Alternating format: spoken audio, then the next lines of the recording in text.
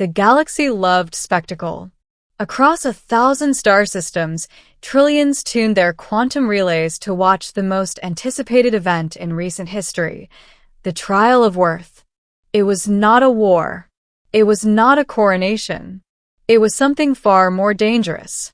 The Celestari Empire, the oldest ruling power in known space, required that any suitor seeking the hand of Empress Karen Val must first complete the trial.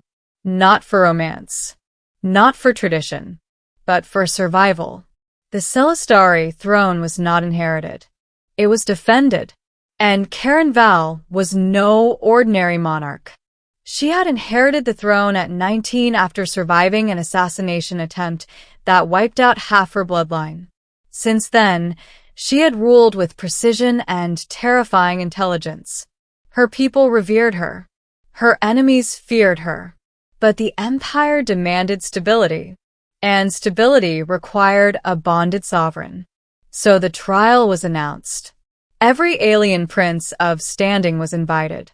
Warrior princes from molten lava worlds, telepathic heirs from crystalline cities, cybernetic dynasts forged in machine empires. Each one arrived in fleets that darkened the skies of Celestra Prime. And each one failed. The trial was simple in wording. Enter the Vault of Ascendance. Retrieve the core. Survive. No one outside the royal line knew what the vault contained. It was older than the empire itself, an ancient chamber buried beneath the imperial palace, constructed by the precursor civilization that vanished eons ago. Prince Terex of the Dravari entered first. He emerged screaming. His mind never recovered. Prince Ilian of the Cerati lasted 12 minutes before his life signs flatlined. Prince Kael'th of the Varel Dominion activated every known defensive implant before stepping inside. None of them protected him. The galaxy watched as failure after failure unfolded. Some princes came out broken. Some didn't come out at all. By the 12th attempt, whispers began spreading. Was the Empress sabotaging them? Was the trial unwinnable? Or worse, was the empire itself dying? Because without a bonded sovereign, succession protocols would fracture. Rival factions would rise. Civil war would follow. And the Empress, though powerful, could not fight the entire galaxy alone. On the final day of scheduled trials, only one name remained on the registry. It caused laughter across the stars. Representative Elias Rowan. Species, human. Planet, Earth. Status, diplomatic observer. Not royalty. Not enhanced. Not even a candidate. He hadn't been invited to compete. He had volunteered. Middle, the human who shouldn't have been there. Elias Rowan stood in the grand amphitheater beneath a ceiling of living starlight. He was painfully ordinary. No glowing skin. No telepathic aura. No royal armor forged from dying suns. Just a dark diplomatic uniform and steady brown eyes. The High Chancellor of the Celestari leaned forward, voice echoing across the chamber. Human, you are not of noble blood. You hold no claim to the Empress. Elias inclined his head slightly. I'm aware. You will almost certainly die. That's been the theme this week. A ripple of confused murmurs passed through the alien dignitaries. Empress Karen watched him from her throne. She had studied humanity since their first faster-than-light breakthrough. Reckless, emotional, adaptive, dangerously adaptive. You understand, she said calmly, that the trial is not combat. Strength has failed.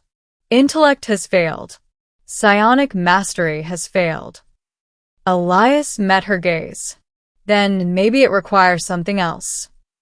Silence. The Chancellor gestured toward the descending platform. The vault awaits. The descent into the Vault of Ascendance felt less like traveling downward and more like slipping between realities. The air thickened. Gravity shifted unpredictably. The walls weren't walls. They were shifting patterns of impossible geometry, folding in and out of perception. At the center of the chamber floated a sphere of condensed starlight, the core. It pulsed. Not like a machine, like a heartbeat. Elias stepped forward. Nothing attacked him. No weapons deployed. No guardians emerged. Instead, the vault responded. Images flooded his mind. Not illusions. Memories. He saw the Celestari Empire's birth. The precursor architects constructing the vault. The first sovereign bonding with the core, not by force, but by resonance. Then the images changed. He saw every prince who had entered before him. Each one had attempted dominance. Energy flares. Psionic intrusion. Technological override attempts. All rejected. The vault was not a test of power. It was a test of alignment.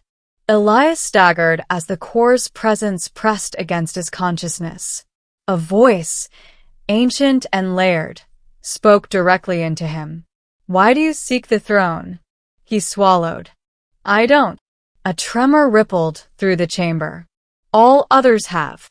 "I'm not here for the throne." The core pulsed brighter. "Then, why enter?" Elias closed his eyes. "Because your empire is about to fracture. And when empires fracture, billions suffer. My species knows that better than anyone." Images of Earth's wars flashed through his thoughts, unbidden, raw, honest. "We've destroyed ourselves more than once. We survived because eventually we learned." Learned what? That leadership isn't about conquest. He stepped closer to the core, resisting the crushing psychic pressure. It's about endurance, about carrying weight no one else wants. The vault grew still. "You do not seek power. No, you accept burden." Elias exhaled. "Yes." The core's light shifted, warmer. For the first time since the trial began, the vault did not resist. It responded. Energy surged, not violently but harmonically. Instead of overwhelming him, the core synchronized. His heartbeat aligned with its pulse. His thoughts did not invade it. They blended.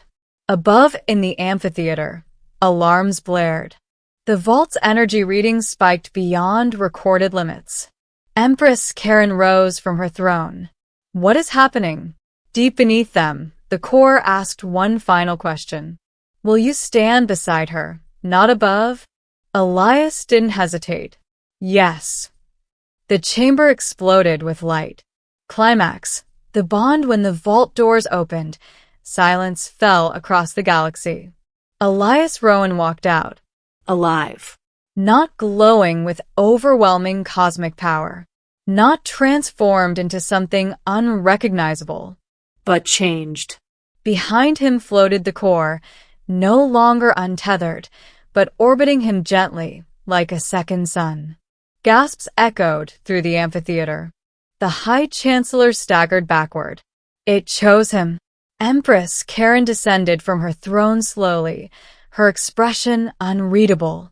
"You bonded with it." Elias nodded once. It wasn't looking for strength. The core drifted toward Karen. For a tense moment, energy crackled between them. Then, the light intertwined. Not domination. Not submission.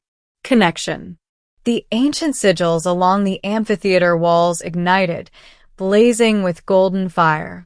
The precursor protocols activated for the first time in millennia. A voice filled the entire planet. Dual sovereignty confirmed. Shock rippled outward through diplomatic channels. Dual? The empire had always required one bonded ruler. But the vault had evolved. Or perhaps it had been waiting. Karen turned to Elias, her voice quiet but steady. "You understand what this means?" "Yes." "You are now bound to the empire. Its survival is yours." "I know." She studied him, not as a monarch judging a subject, but as a leader assessing an equal. "You could have taken control. The core would have amplified you beyond comprehension. I didn't want control. A faint smile touched her lips for the first time since the trial began. Good. Suddenly, one of the defeated princes, a warlord from the Car Dominion, surged forward, rage twisting his features. This is manipulation. A lesser species cannot ascend above us. He drew a plasma blade and lunged. He never reached them. The core reacted instantly. Not with lethal force. With revelation. The warlord froze mid-strike as visions flooded his mind, of futures where arrogance destroyed civilizations. He collapsed, weapon clattering away, overwhelmed not by pain but by understanding. The message was clear. The trial was never about hierarchy. It was about harmony. And humanity, flawed, scarred, adaptable humanity, had been uniquely suited for it, because they knew how to fail and keep going. Ending, a new kind of empire months later, the galaxy felt different. Not conquered, not subdued, stabilized. Under dual sovereignty, policies shifted. Expansion slowed. Diplomacy intensified. Long-standing rivalries were resolved not through intimidation but negotiation. Elias never sat on the throne. He stood beside it. Sometimes literally, sometimes symbolically. When asked how it felt to be the first human sovereign of the Celestari Empire, he always corrected them. I'm not sovereign alone. Empress Karen proved equally transformative. With the core's balanced resonance, her already formidable intellect expanded further, not into cold calculation, but into profound strategic empathy. Together, they navigated crises that would have shattered the old regime. Pirate confederations dissolved through alliance offers. Machine empires signed peace accords. Even the proud Dravari, whose prince had lost his mind in the vault, sent delegates seeking cooperation instead of dominance. One evening, beneath the luminous arches of the Imperial Gardens, Karen stood beside Elias watching twin moons rise. You altered the trajectory of my empire, she said softly. Elias shook his head. No. The vault did. It responded to you. Because I didn't try to command it. She studied him in the moonlight. Most rulers seek legacy. And you? I seek continuity. He smiled slightly.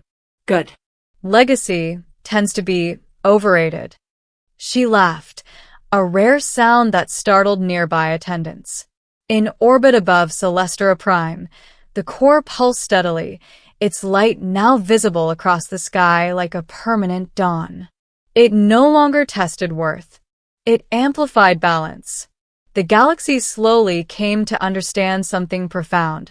Every alien prince had failed because they believed leadership was about proving superiority. But the human had stepped forward without claim, without entitlement, without the need to dominate. And that had changed everything. Years later, historians would record the event not as the day a human won the trial, but as the day the trial itself evolved. Because the core had not chosen a species. It had chosen a philosophy. Strength with restraint. Power with humility. Authority shared. And when future generations asked how a single human managed what no alien prince could, the answer would remain simple. He didn't step forward to take the throne. He stepped forward to carry it. And in doing so, he ensured that no one would ever have to carry it alone again.